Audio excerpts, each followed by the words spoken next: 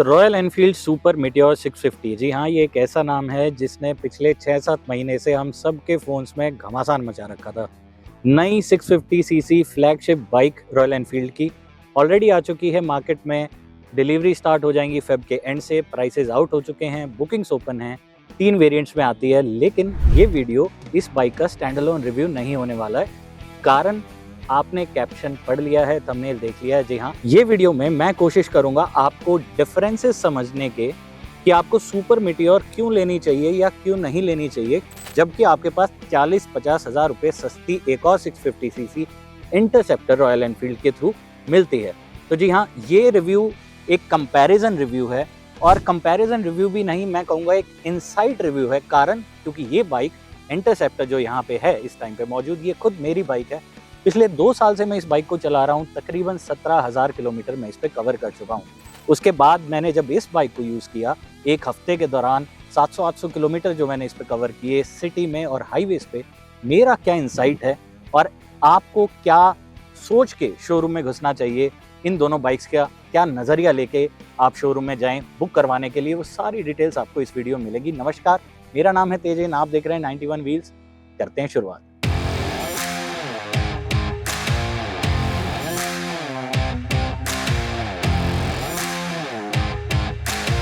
तो जी हाँ, मैं आपको स्पेक्स शीट नहीं बोल के बताऊंगा दोनों बाइक्स के बारे में।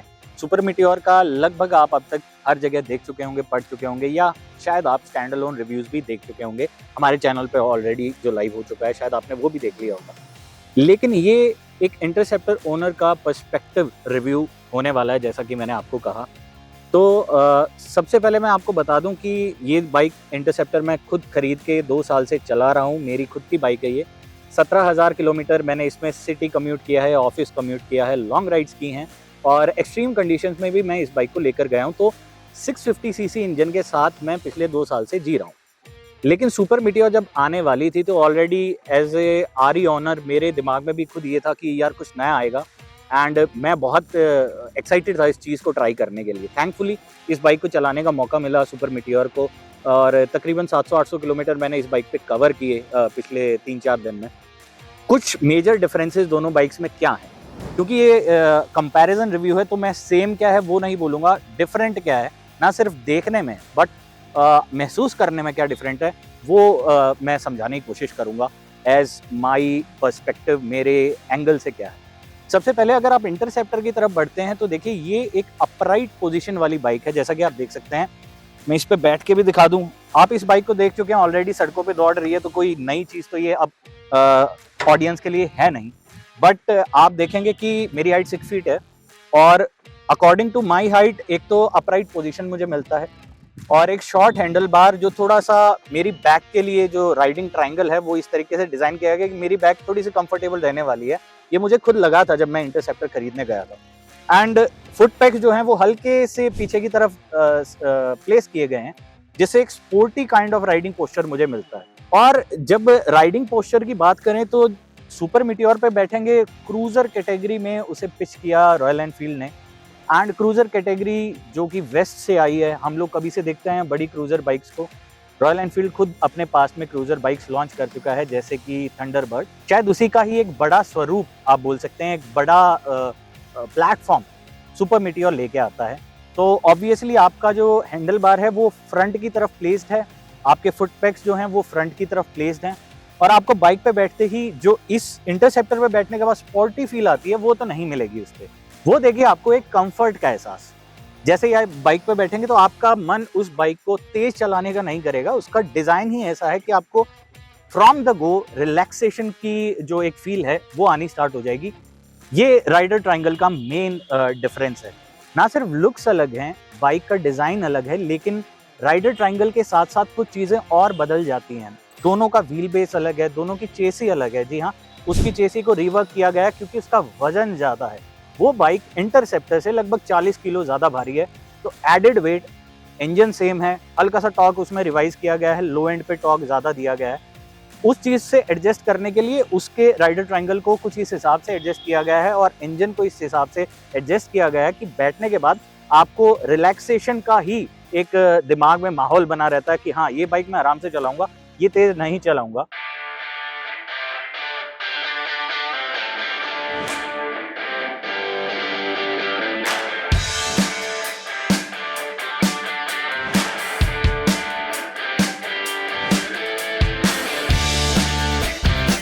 सरप्राइजिंग थिंग क्या है कि वो बाइक आपको साइज देखने में बड़ा लगता है, बाइक भारी है और बैठने के बाद लगता है कि मैं रिलैक्स रहूंगा, लेकिन जब आप इसे सिटी ट्रैफिक में चलाएंगे सुपर मीटियोर को, तो वो इंटरसेप्टर से ज्यादा मुझे फ्लिकेबल लगी। जी हाँ, बम्पर टू बम्पर ट्रैफिक में जो एजिलिटी है बाइक की, वो सुपर मीटियोर की मैं कहूंगा इंटरसेप्टर से हल्की सी नॉच अबोव है। इंटरसेप्टर का मेन इशू क्या है वो स्टार्टिंग से रहा है और ये आप अलग अलग ओनरशिप रिव्यूज में देख भी चुके होंगे। फुट पेग्स की पोजीशन कुछ इस तरीके से है कि आपको बाइक रिवर्स या फ्रंट करनी पड़ती है बम्पर टू बम्पर में, तो वो आपकी लेग्स को टच होते हैं। एंड इंजन की साइज की वजह से आप अपने पैरों की प्लेसमेंट थोड़ा सा दूर रखते हैं। एंड शायद मुझे लगा कि हाँ, सुपर मीटियोर इंटरसेप्टर से एक नॉच अबूव है। और नॉच अबूव और क्या क्या है, बिकॉज दोनों बाइक्स भले ही सेम इंजन यूज कर रही हैं, लेकिन प्राइस का 40-50 हज़ार रुपए का मेन फर्क है। वो आपको फर्क महसूस होगा बिल्ड क्वालिटी में।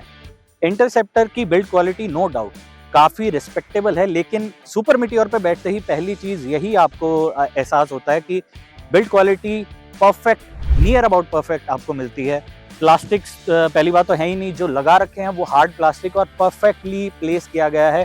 पैनल गैप्स, क्योंकि डिजाइन ही ऐसा है तो पैनल्स कुछ इतने लार्ज है नहीं। एंड जो मेटल के पार्ट्स हैं उनकी क्वालिटी फ्रॉम द गो आपको फील होता है कि काफी अच्छी है। कुछ छोटे छोटे एडिशंस हैं, फॉर एग्जांपल कि उसके हैंडल बार पे आपको स्विच गियर में ब्रश एल्यूमिनियम का टच मिलता है। ये बेसिक से स्विच गियर जो कभी से पुरानी क्लासिक में आते थे और जो BS4 मॉडल्स आते थे रॉयल एनफील्ड के, वो आपको इंटरसेप्टर पे दिए गए। हो सकता है आने वाले टाइम में इंटरसेप्टर का भी कोई अपडेट आए जिसमें ये चेंज कर दिए जाएं, बट ऐसा अभी के लिए नहीं है। उसके बाद फीचर्स का भी मेन डिफरेंस है, आप लिस्ट भी पढ़ चुके होंगे अभी तक, बट कुछ चीजें मैं बता दूं।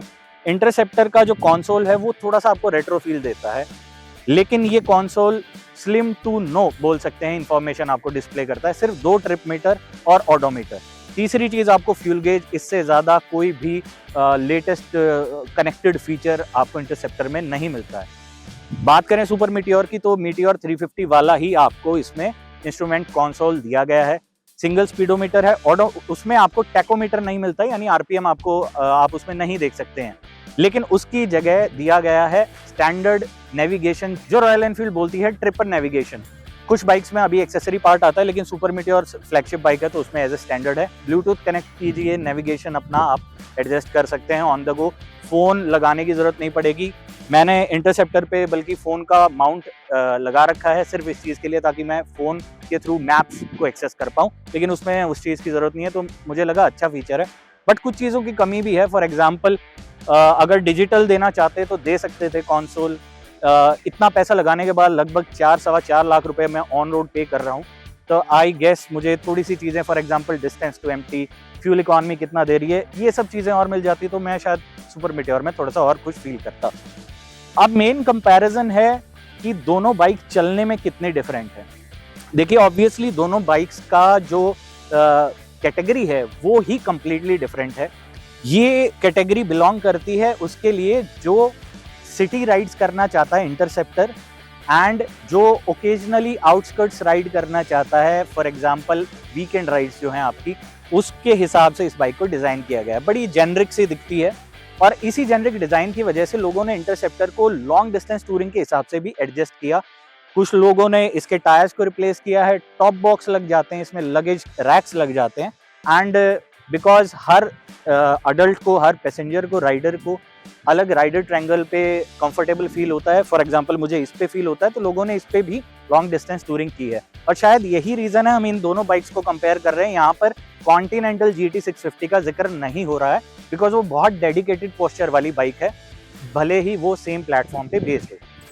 आप उस बाइक पे जाते हैं तो क्रूजर कैटेगरी पे है बेस्ड, आप उसे शहर में यूज कर सकते हैं, एजिलिटी अच्छी है, लेकिन मेन फ्रेम उस बाइक का मेन यूज पर्पज ये है कि आप उसको लॉन्ग राइड्स, स्ट्रेट हाईवेज, जो पेव्ड हाईवेज हैं उन पर लेकर जाएं।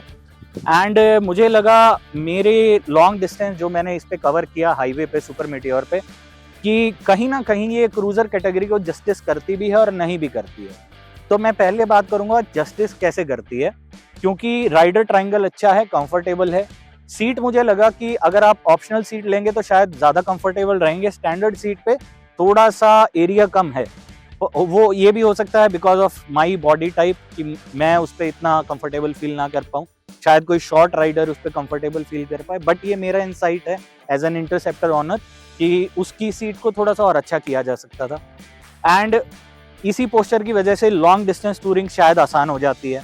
लेकिन जो अच्छा नहीं है उसमें मैं जिक्र करूंगा इसके सस्पेंशन का। जी हाँ, इक्विपमेंट जो है सुपर मीटियोर का इंटरसेप्टर से 2 कदम आगे है। फ्रंट पे आपको यूएसडी शोवा के फॉक्स मिलते हैं और आपको बड़े डिस्क ब्रेक मिलते हैं आगे और पीछे, जो कि अब तक के रॉयल एनफील्ड के सबसे बड़े डिस्क ब्रेक्स हैं। उसके बाद फ्यूल टैंक की कैपेसिटी भी सबसे बड़ी है, 15.7 लीटर का टैंक दिया है और 135 mm की राइड हाइट है। इतनी ग्राउंड क्लियरेंस जो पेपर में कम लगती है, उसके बावजूद भी ये बाइक कहीं पर भी स्क्रैप नहीं हुई।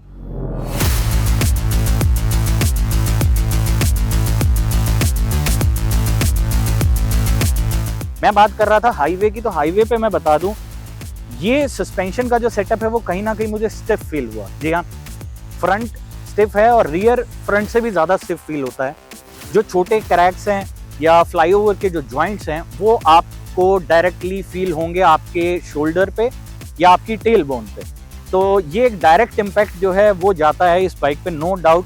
सस्पेंशन अच्छा है लेकिन सिर्फ तब जब या तो आप पेव्ड कर्वी रोड्स पे आप इसे चला रहे हैं, क्योंकि टाइट सस्पेंशन होने की वजह से, स्टिफ की वजह से लाइन जो है कर्व्स पे, यानी आप जब बाइक को लीन कर रहे हैं, झुका रहे हैं, तो वो कॉन्फिडेंस देती है। 240 किलो की बाइक है और उसके बावजूद भी आप कॉन्फिडेंट फील कर रहे हैं। वो सस्पेंशन की ट्यूनिंग कुछ इस हिसाब से तो करनी थी रॉयल एनफील्ड को। तो स्टिफ सस्पेंशन जो है भारत की उबड़ खाबड़ सड़कों पे कहीं ना कहीं मुझे फील हुआ कि सुपर मीटियोर का थोड़ा सा सॉफ्ट की तरफ एडजस्ट किया जा सकता था। Interceptor on the other hand इसकी कंप्लीटली ऑपोजिट है। ये कुछ ज़्यादा ही सॉफ्ट है, फ्रंट एंड बहुत सॉफ्ट है, इसका रियर फ्रंट से भी ज़्यादा सॉफ्ट है। तो इसमें खास तौर पे अनपेव्ड सड़कें जो हैं उन पे कॉन्फिडेंस कम आता है इस बाइक को चलाने में, इंटरसेप्टर को।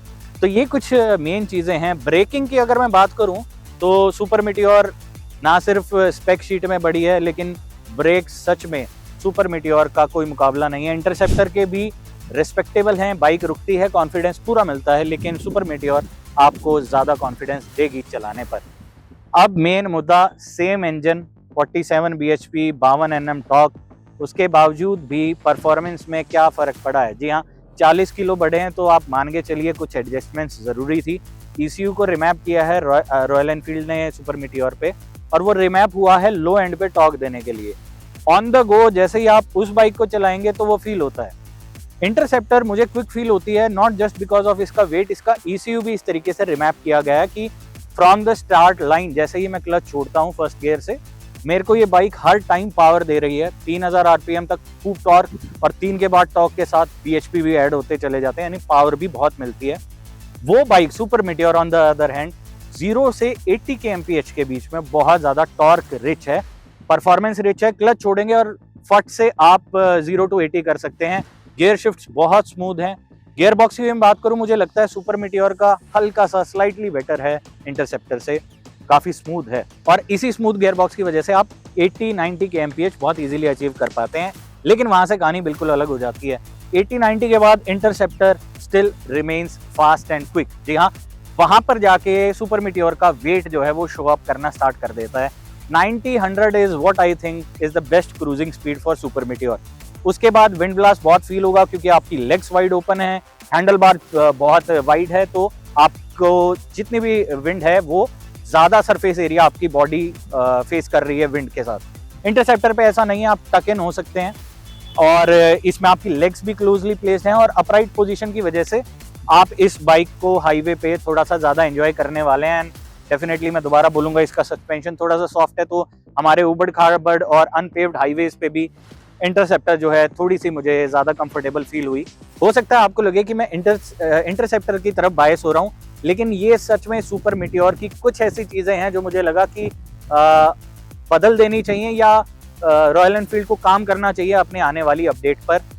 इसकी बाकी की डिटेल्स आप हमारी वीडियो में ज़रूर देखेंगे। फ्यूल इकॉनमी का हाँ मैं बता देता हूँ कितना देती है, बहुत इंपॉर्टेंट है। हमने इस बाइक का एक डेडिकेटेड रिव्यू किया है, 750 किलोमीटर एक्सक्लूसिव रिव्यू है, वो आपको पूरे नेट पे कहीं नहीं मिलेगा। इसे लेकर गए हैं हम हिमाचल। जी हाँ, उस पर हमने इसकी फ्यूल इकॉनमी को तसल्ली से कवर किया है। ये bike near about 25 to 30 kmpl देती है अगर आप इसे डिसेंटली राइड कर रहे हैं सुपर मीटियोर।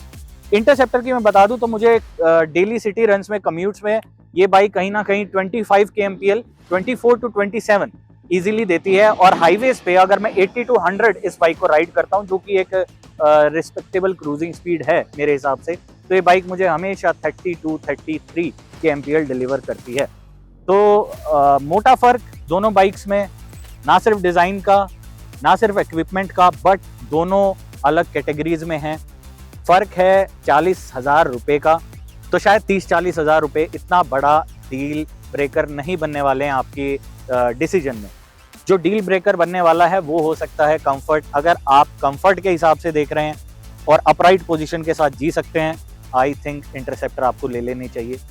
अगर आप एक क्रूजर बाइक चाहते हैं जो देखने में शानदार लगती है, सुपर मीटियोर खासतौर पे आपके लिए बनी है, तो लगभग 3.25 लाख रुपए इज व्हाट यू पे फॉर रॉयल एनफील्ड इंटरसेप्टर। अगर आप इसका टॉप स्पेक ले रहे हैं, स्पेक मतलब 3 कलर्स आते हैं, सिंगल चूज करना चाहते हैं या क्रोम पे जाना चाहते हैं। अगर आप क्रोम भी लेते हैं जो कि टॉप एंड है, तो लगभग 3.25 लाख रुपए आपको एक शोरूम पड़ने वाली है। एंड 3,48,000, 3.5 लाख रुपए इसका बेस मॉडल, इसका टॉप, इसका बेस, इंजन सेम, बाइक्स अलग अलग कैटेगरीज की, वेट अलग, इकॉनमी अलग, और दोनों बाइकों का सड़क पर चलने का दबदबा वो बिल्कुल अलग है। तो डिसीजन आपका है, पैसे आपके हैं। आप हमें कमेंट सेक्शन में ये बताइए कि आपको क्या लगा, आप इन दोनों बाइक्स में से कौन सी लेना प्रेफर करेंगे अगर आप इस बजट में रॉयल एनफील्ड के शोरूम में एंटर कर रहे हैं। और साथ ही साथ हमें ये भी बताइएगा कि आप इन दोनों के बारे में और क्या जानना चाहते हैं, कुछ और डिफरेंसेस, कुछ हमसे ऐसा रह गया हो जाने अनजाने में जो हमने इस वीडियो में कवर नहीं किया, वो प्लीज़ कमेंट करके हमसे पूछिएगा। हम ज़रूर आपको वो इन्फॉर्मेशन एग्जैक्टली डिलीवर करेंगे। एंड जाने से पहले बिल्कुल ना भूलिएगा इसका डेडिकेटेड रिव्यू देखना जो एक्सक्लूसिव हमने हिमाचल राइड की है। उसी के साथ साथ इस बाइक के साथ कुछ और एक्साइटिंग वीडियोस भी आने वाली हैं। जी हाँ, हम कुछ ऐसा भी करने वाले हैं जो आपने नहीं देखा होगा इंटरनेट पे अभी तक, वो भी जल्दी आएगा, हमारे चैनल पर लाइव होगा। तब तक के लिए बने रहिए हमारे साथ। एंड जी हाँ, जाने से पहले सिर्फ 3 काम बोलूंगा आपको। कौन सा? First is subscribe, like and do share this video. नमस्कार।